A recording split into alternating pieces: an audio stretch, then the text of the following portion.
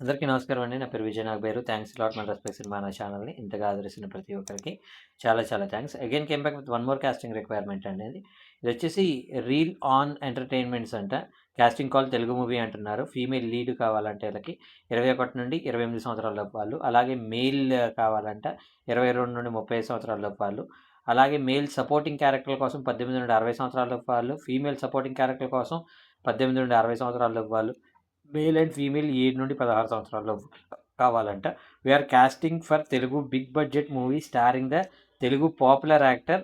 People can anywhere from India. You must upload 6 photos and acting video along with your biodata అని ఇక్కడ వాళ్ళ contact details ఇచ్చారండి. అది నేను మీకు చెప్తాను. దానికంటే ముందు మన సబ్స్క్రైబర్ అడిగిన ప్రతి ప్రశ్నకి సమాధానం చెప్పడం అనేది మన బాధ్యత కాబట్టి సురేష్ నాయక్ గారు అడిగారండి. Every year 200 to 300 movies release అవుతాయి.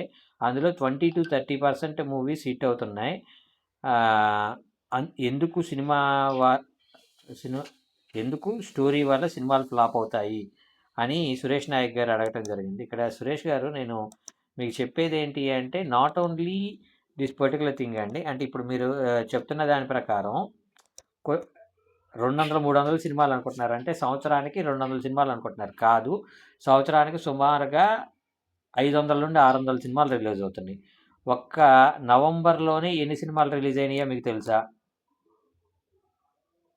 ఒక నవంబర్లోనే మీకు సుమారు ఒక 48 సినిమాలు రిలీజ్ అయినాయి తెలుసా? నేను మీకు పేర్లు చెప్తాను కావాలంటే మీరు చూడండి.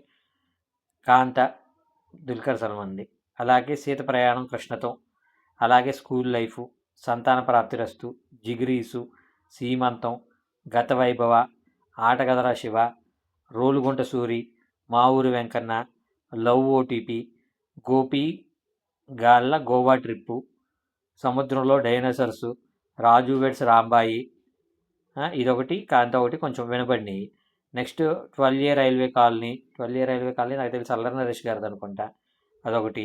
ప్రేమంటే, శ్రీమతి 21F, ఓ చెలియా, జనతా బారు, ప్రేమలో రెండోసారి, క్షమాపణ గాథ, మస్తీ పోలీసు, ఆంధ్రా కింగ్ తాలూకా. ఇప్పుడు నేను చెప్పిన దాంట్లో మనకి కనీసం వినపడిన, అంటే ఇది రిలీజ్ అయింది అని మనకు తెలిసిన పేర్లు నేను ఓన్లీ November 14th నుండే చెప్తున్నాను. అంటే 15 రోజుల నిడిది చెప్తున్నాను.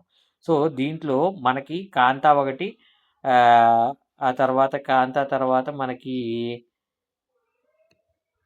ఇది రాజు weds Rambai 2, 12 railway colony Allari Naresh గారిది 3, నెక్స్ట్ ఆంధ్రా కింగ్ తాలూకా 4 సినిమాలు తప్పించి మనకు కనీసం వినపడిన సినిమాలు ఏంటి? ఇందులో హిట్ సినిమా అంటే కొంతలో కొంత రెవెన్యూ జనరేట్ చేసిన సినిమా అంటే రాజు వెడ్స్ రాంబాయి, అది తప్పించి మరొక సినిమా ఏముంది? ఇప్పుడు నేను మళ్ళీ డిసెంబర్లో రిలీజ్కి సిద్ధంగా ఉన్నాయి చెప్తానేనండి. Y Vaathiyar dubbing movie, biker, Mowgli, Ghantasala, Tholikiranam, LIK, Avatar fire and ash, champion, euphoria, Shambala, Patang, 45 the movie, ఇన్ని సినిమాలు డిసెంబర్లో రిలీజ్కి ఉన్నాయి. ఇంకా జనవరిలో, ఫిబ్రవరిలో, మార్చిలో ఇంకా ఇలా చెప్పుకుంటూ పోతే సంవత్సరానికి సుమారు 400 నుండి 500 సినిమాలు రిలీజ్ అవుతుంది. నాకు నిన్న కూడా ఒక ప్రొడ్యూసర్ ఫోన్ చేశాడండి. ఫోన్ చేసి ఏమంటాడు అంటే, సార్ ఒక 50 లక్షల సినిమా చేద్దాం సార్ అంటాడు. 50 లక్షల సినిమా చేద్దాం, ఓకే. కానీ మనం సినిమా చేసామన్న విషయం మనకు తెలిస్తే సరిపోదు కదా, దాన్ని ప్రపంచానికి తెలియాలి కదా. ప్రపంచానికి తెలియాలంటే మనం ఏం చేయాలి? మనం పబ్లిసిటీ చేయాలి, మనం థియేటర్లలోకి రిలీజ్ చేయాలి. థియేటర్ ఫుడ్ కౌంటర్ రావాలి అంటే మనం ఇంటర్వ్యూలు ఇవ్వాలి. సుమన్ టీవీ దగ్గర నుండి, హిట్ టీవీ దగ్గర నుండి, ఐ డ్రీమ్ దగ్గర నుండి, శాటిలైట్ ఛానల్స్ TV5, TV9 ఇలాంటి వాటిల్లో మనం ఇంటర్వ్యూస్ ఇచ్చి, మనం పబ్లిసిటీ చేసి, పోస్టర్లు వేసి, ఎవరో ఒక ఇప్పుడు మంచు మనోజ్ లాంటి వాళ్ళను, అల్లరి నరేష్ లాంటి వాళ్ళను ప్రీ రిలీజ్ వాటికి పిలుచుకొని వాళ్ళు దాని గురించి మాట్లాడి ఏదో ఒక వైరల్ కంటెంట్ క్రియేట్ చేసుకొని ఆ వైరల్ కంటెంట్ ద్వారా పలానా సినిమా రిలీజ్ అవుతుంది అంటే ఆ వైరల్ని చూసిన వాళ్ళల్లో అంటే ఒక 10 లక్షల మంది చూస్తే 1,00,000 మంది మాత్రమే థియేటర్ వరకు వస్తారు. అంటే ఓన్లీ 10% మాత్రమే థియేటర్ వరకు వస్తారు. ఇక్కడ సింపుల్ థింగ్ ఏంటంటే, నేను ఇప్పుడు చెప్పిన సో కాల్డ్ 45 సినిమాలు కావచ్చు, లేదంటే ఒక నెలలో రిలీజ్ అవుతున్న 40 నుండి 45 సినిమాలు కావచ్చు, ప్రతి సినిమా మంచి కథతోటి, యూనిక్ పాయింట్ తోటి ఎంచుకున్నదే కావచ్చు, మంచి మేకింగ్ తోటి చేసిందే అయ్యుండొచ్చు. కానీ మనం కనీసం అది చూడటానికి కూడా ఇష్టపడలేకపోవడానికి ప్రధాన కారణం ఏంటంటే, పలానా రిలీజ్ అయిందనే విషయం మనకు తెలియకపోవటం. ఇప్పుడు ఫర్ ఎగ్జాంపుల్ నేనేమంటానంటే, ఇప్పుడు ఈ 'సీత ప్రయాణం కృష్ణతో' అనే పేరు కనీసం నేను వినలా. కనీసం ఇది ఎక్కడ గోడ పత్రిక మీద కూడా నేను చూడలా. 'స్కూల్ లైఫు' నేను చూడలా. 'జిగిరీసు' చూడలా. 'సీమంతం' చూడలా. 'గత వైభవ' చూడలా. 'రోలుగంట సోరి' చూడలా. 'మా ఊరి వెంకన్న' కనీసం అది రిలీజ్ అయిందనే విషయం నాకు తెలీదు. కనీసం గోడ పత్రిక వాల్ పోస్టర్ కూడా నేను చూడలేదు. కనీసం ఏదైనా మెట్రోకో లేదంటే బయట రోడ్డు మీదే తిరుగుతా ఉంటాం కదా!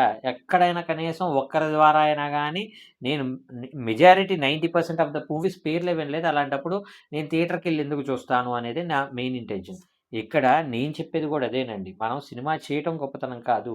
సినిమాలు బయటికి తీసుకెళ్ళటం అనేది ఒక గొప్పతనం. ఇక్కడ దీని గురించి నేను యూజువల్‌గా ప్రొడ్యూసర్‌లకి, డైరెక్టర్‌లకి నేను చెప్పేది మీకు కూడా అర్థమయ్యేలాగా చెప్తాను. ఇప్పుడు మనకు ఆడపిల్ల ఉందనుకోండి. ఆ ఆడపిల్లకి మనం ఓణీల ఫంక్షన్ ఏ రేంజ్‌లో చేస్తామనే దాన్ని బట్టి మనకొచ్చే అల్లుడు డిసైడ్ అవుతాడు. మనం రోడ్డు మీద మన ఇంటి ముందు రోడ్డుని బ్లాక్ చేసేసి ఒక చిన్న టెంట్ కట్టేసి మెచ్యూర్ ఫంక్షన్ చేసామనుకోండి. వీధి చివర ప్యాచులేసుకునేవాడొచ్చేసి మన కూతుర్ని "ఏంది మామ ఇస్తావా కూతుర్ని పెళ్లి చేసుకుంటా ఎంత కట్నం ఇస్తావు" అనే టైప్‌లో మాట్లాడతాడు. అదే మనం కన్వెన్షన్ లాంటి దాంట్లో ఒక ఫ్లోర్ బుక్ చేసుకొని మనం అక్కడ ఫంక్షన్ చేసామనుకోండి.